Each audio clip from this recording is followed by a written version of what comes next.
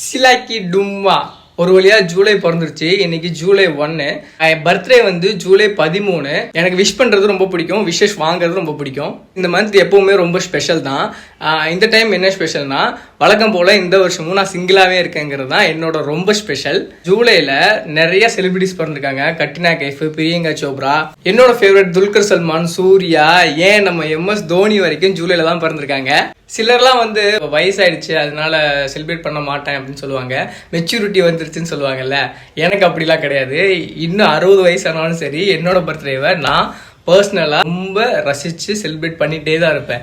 அது ஒரு positive vibe தான். நம்மளால கொண்டாடப்படுறவங்களும் நம்மளை கொண்டாடுறவங்க யாருங்கிறது நமக்கு தெரியும். இறந்ததுக்கு அப்புறம் எல்லாரும் இவர் நல்லவர்ப்பா அவர் நல்லவர்ப்பான்னு சொல்லுவாங்கல்ல. ஆனா நம்ம உயிரோடு இருக்கும் போதே பார்க்கணும்னா நம்ம பர்த்டே அன்னைக்கு யாரெல்லாம் நமக்கு விஷ் பண்றாங்களோ, தென் யாரெல்லாம் நம்ம பிளஸ் பண்றாங்களோ, அவங்களாம் ஒரு நல்ல மனசோட இருந்தாலும் வன்மத்தை உள்ள வச்சுட்டு பண்றவங்களும் இருக்காங்க.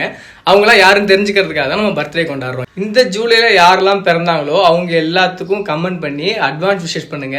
நீங்க மென்ஷன் பண்ற எல்லாத்துக்கும் நானும் விஷ் பண்றேன். மாத்தி மாத்தி விஷ் பண்ணிப்போம். மச்சான் பிறந்த ஜூலைல பிறந்த உங்க ஃப்ரெண்டுக்கு ஷேர் போட்டு, நீ பிறந்ததே ஒரு சாபக்கேடு, உனக்கு பிறந்தநாள் ஒரு கேடான்னு கேளுங்க.